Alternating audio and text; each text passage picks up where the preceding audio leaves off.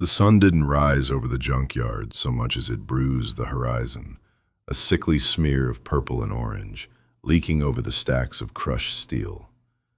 The air tasted of ozone and oxidized iron. Jax wiped a palm across his forehead, leaving a smudge of grease that matched the heavy, rhythmic vibration of the welding torch sitting on the workbench. Beside him, the 78 Firebird sat partially dismantled, its hood open like a maw. It was a skeleton of a car, one they had spent 6 years cannibalizing to build into a legend. Caleb was beneath the chassis, his boots poking out from the concrete. He was humming, a low, discordant sound that usually meant he was tightening a bolt until it screamed. "We need to realign the intake manifold," Jax said, his voice raspy from a night of unspoken tension. "If the city circuit is as fast as they say, the stock setup is going to choke the engine on the long straights." Caleb slid out, his face a landscape of oil streaks and exhaustion. He didn't look at the engine. He looked at Jax. His eyes, usually sharp with mechanical clarity, were clouded with a dull, persistent ache. "The intake isn't the problem, Jax," Caleb said quietly. He wiped his hands on a rag, the fabric shredding under the friction. "The problem is the weight. You're trying to build this thing into a rocket, but you're forgetting that a rocket doesn't come back down. You're stripping the car of everything that keeps it grounded." Jax gripped the edge of the workbench, the cold metal biting into his palms. "It's about performance, Cal. You know the goal. We've talked about this since we were 10. The city is the stage. If I don't take the car out, I'm just another ghost haunting this scrap heap."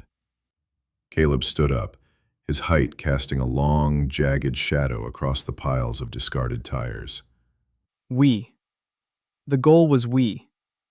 We build it, we drive it, we leave. That was the pact. But you've been ordering parts for weeks, shipped to an address in the city, not here. You've been packing your things into the trunk of that sedan parked behind the shed. Jax didn't flinch, though his pulse hammered against his ribs. The silence of the junkyard felt pressurized, a vacuum waiting for a breach. "I'm going ahead to scout the tracks, to find the money. You stay, you finish the tuning, and you bring the car up when I give the signal. It's smarter this way." Caleb let out a short, hollow laugh that didn't reach his eyes. You aren't scouting, Jax. You're defecting. You're taking the best years of this project, and the only thing that made this town bearable, and you're turning it into your personal ladder. He walked over to the workbench and picked up a heavy-duty wrench, turning it over in his calloused hands. The tool was an extension of his body, heavy and lethal.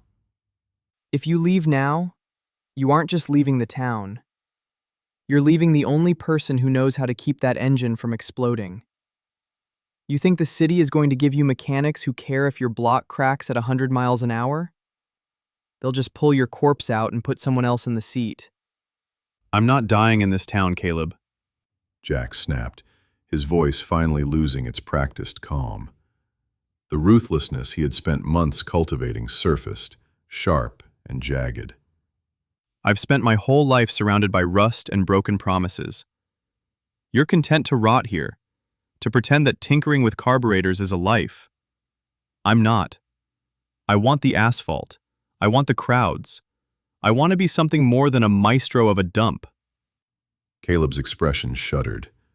The hurt was still there, but it was being forged into something harder, colder. He dropped the wrench. It hit the concrete with a heavy, final thud that echoed through the rows of dead sedans. Fine. Caleb whispered. Become the ghost of some circuit where nobody knows your name or the debt you owe. But don't tell me we're doing this together. Don't lie to yourself and call it a shared dream when you're doing it with your back turned to me. "I'm doing what's necessary," Jax said, his voice devoid of the warmth that had defined their childhood. He grabbed his bag from the corner of the workbench. It felt heavy, filled with the tools he'd stolen and the scant savings he'd scraped together. He moved toward the door, his footsteps crunching on loose gravel. He didn't look back at the Firebird or at the boy he'd grown up with, a boy who now looked like a stranger reflected in a cracked mirror. Jax! Caleb called out. It wasn't a plea, it was a test. Jack stopped in the doorway, the morning light framing him in a harsh, white silhouette. He didn't turn around. If you walk out that gate, Caleb said, his voice steady, stripped of the earlier bitterness. don't expect me to be here when you inevitably crash. I'm the only one who can fix the wreckage you're going to make of your life. Jax felt a momentary flicker, a ghost of a memory, of two boys stealing fuel caps and running through the dark, swearing they'd never be like the men in their families. But he choked it back. He opened the door, stepping out into the blinding, indifferent light of the road. I'll take my chances. Jack said to the air. He walked away, leaving the engine of the Firebird cold and the workbench littered with the scattered, incomplete blueprints of a life he no longer wanted. Behind him, the silence of the junkyard returned, heavier than before, suffocating the remains of a brotherhood that had finally reached its end. The town limits of Oakhaven weren't marked by a grand sign or a welcoming committee. They were marked by a rusted chain-link fence, a flickering street lamp that buzzed like a dying insect, and the sudden, jarring transition from cracked asphalt to the smooth, indifferent blacktop of the interstate on-ramp. Jax pulled his Mustang over to the shoulder. The engine ticked, a rhythmic, cooling, metallic percussion that sounded like a countdown. He didn't turn the key to kill the ignition. He wanted the idol to remain a bridge between the world he was leaving and the one he was claiming. The beat-up, mismatched pickup Caleb had spent the last 3 years rebuilding pulled up behind him. It didn't purr. It growled, a mechanical testament to Caleb's stubborn refusal to let anything die quietly. Jax watched in the rearview mirror as the driver's side door creaked open. Caleb stepped out. He was covered in the familiar, permanent patina of engine oil and road grime, his hands wiped haphazardly on a rag that was dirtier than his palms. He didn't walk with the swagger Jax had adopted. He walked with the heavy, grounded gait of a man who belonged to the soil beneath his boots. Jax stepped out of the Mustang. The wind coming off the plains was cold, smelling of ozone and dead grass. You didn't have to follow me all the way out here, Cal. Jax said. His voice was steady, practiced. He sounded like the man he was pretending to be, the city racer, the ghost, the winner. Caleb stopped 5 feet away. He didn't look at the Mustang or at the horizon where the city lights were just a faint, hazy bruise against the night sky. He looked at Jax, his eyes searching for the boy who had once promised to share the keys to the future. The Buick's transmission is shot. Caleb said. His voice was gravelly, devoid of inflection. I fixed it 3 times, Jax, you know that. It wasn't the parts, it was the frame. It was never meant to go that far. The Buick belongs in the junkyard, Cal. We both know that. Jax glanced toward the interstate. The hum of a semi-truck echoed in the distance, a reminder that the world was moving while they were standing still. I'm not driving that bucket of bolts to the city. I'm driving this. Caleb gestured to the Mustang. And when this one breaks? When the city burns through you the same way it's burning through the fuel in that tank? Who are you going to call to put you back together? I'm not planning on braking. Everyone breaks. Caleb took a step closer, invading the space Jax had carefully cultivated. We had a plan. A 2-man operation. You drive, I wrench. That was the pact, Jax. We leave this graveyard together, or we don't leave at all. Jax felt a flicker of something hot and sharp in his chest. Guilt, perhaps, or just annoyance at the friction. That was a dream we had when we were kids. Kids who didn't know the cost of the road. I'm not a kid anymore, and I'm tired of waiting for the world to hand us a turn. You aren't waiting. Caleb spat, his composure cracking like a windshield under a falling rock. You're stealing it. You're leaving me here to sit in the rust while you chase a highlight reel that doesn't exist. Stay then. Jax said, his voice dropping into that cold, detached register that had served him so well in the circuit. Nobody's forcing you to stay, Caleb. But nobody's forcing me to drag you along either. You want out? Build your own way out. Don't look to me to hold the door open. The silence that followed was suffocating. It was the sound of a decade of shared secrets, stolen fuel, and sunrise arguments evaporating into the dark. Caleb's hands clenched into fists, the knuckles white and bruised from his work at the bench. He looked like he wanted to swing, or scream, or beg.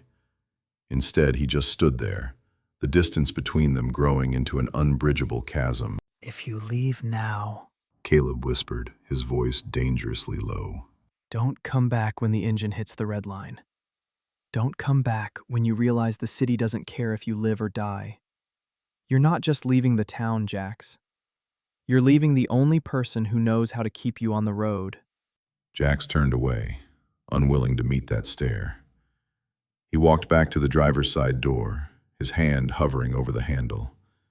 He felt the weight of the moment, the sheer, final gravity of it. If he stayed, he was nothing.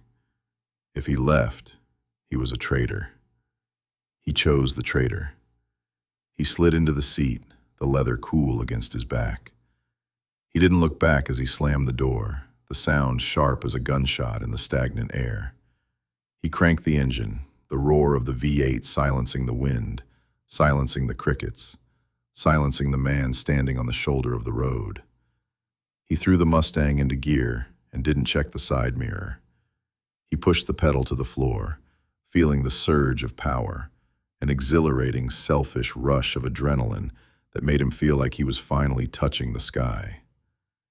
As he pulled onto the interstate, blending into the dark, flowing artery that led away from everything he had ever known, he didn't look back at the roadside silhouette. He focused only on the white lines rushing toward him, one by one, disappearing into the dark. Behind him, Caleb remained under the flickering street lamp, a lone, jagged shadow against the industrial decay. He didn't watch the taillights vanish.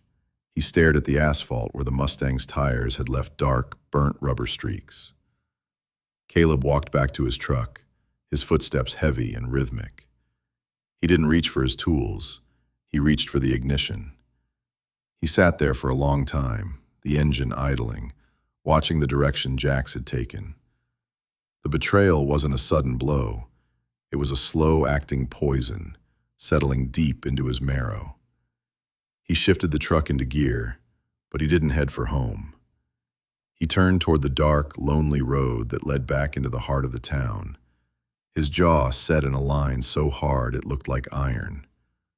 The brotherhood was gone. The pact was ash. As the distance grew, the cold resentment in his chest began to glow, a steady, pulsing heat. He realized then that he wouldn't need Jax to build his own path. He would build it out of the wreckage left behind. He would learn the machines better. He would sharpen his craft until it was lethal. And he would wait. The road was long, and the world was small.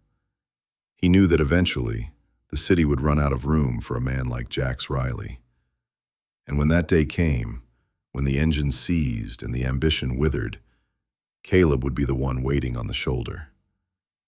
Jax sped toward the horizon, a man running from his shadow, while Caleb turned back toward the graveyard, a man preparing for a war he now had all the time in the world to win.